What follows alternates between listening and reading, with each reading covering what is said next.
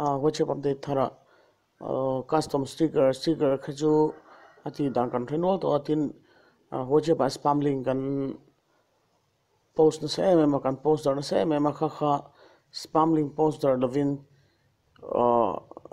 Play Store hemo a link kan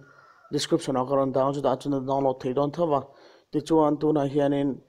custom sticker entry dan pu hola thalak te le mani thalak te poka sticker akhana da thei ta ni chu tin ngen da thin ti te kha zo na ka ton no lawangin hei hi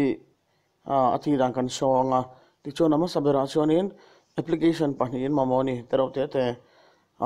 chu ama sa zo ka chuanin personal sticker ti hi nia ti chuan hetilaya hei personal sticker chun ta ti chuan personal sticker hianin I WhatsApp background pai to kha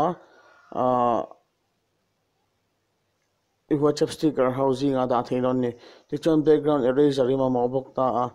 ti chuan hemi te application panhi hi Play Store download link description agalo ta bok nga ti chuan ama sabera chuanin background eraser kan lu tanga ti chuan lo tila hianin ei how to use ti te report problem as FAQ share ti te omta ti chuan load photo ai lu tanga ti hianin iPhone memory access don ta ni kaluta ti chuan ka gallery file thang lo lang ka download folder a hen kalu tanga siam sa ka nei nual to maro chu hei kan tila china tila zong telem hi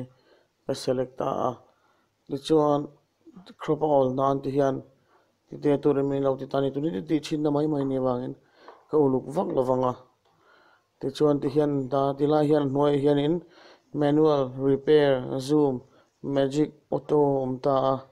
ti chuanin manual a kan lu tanga zoom a kan lu phata chan chu ain erase du don ta ti chuan repair atang hian kan chunga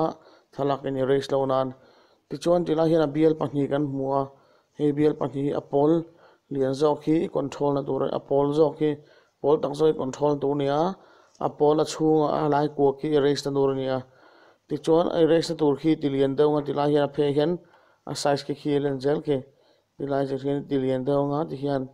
ti chuan a pol ti lai te zawk hin thai pol don ta ni ti khan thai tur ania manual ai da nga khani thai pol ta ni tuna chuan ti china mai ni bai ka uluk vak lawanga ti khani thai chin ta ti khani lo ti chin ta ti chuan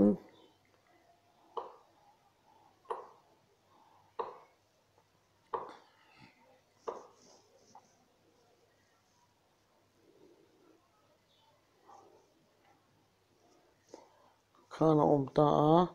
chuan ka zoom a ka ti son don ta ni chuan a hnuai lam ti le langa ya a hnuai lam ka ti chho le a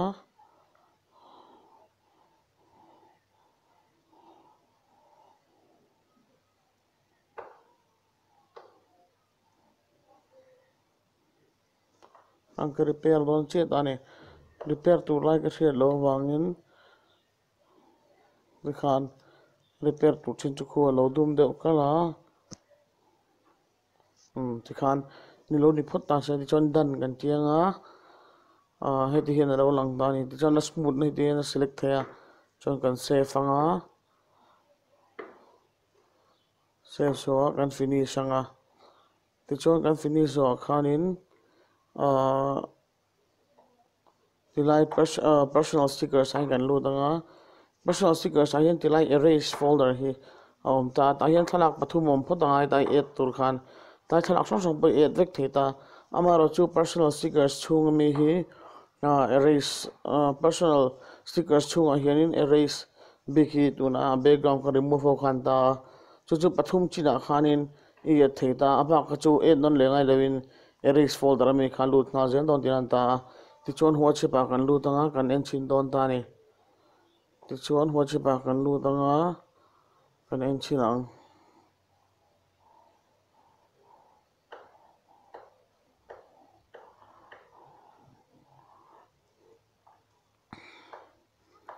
ta hang kan try ta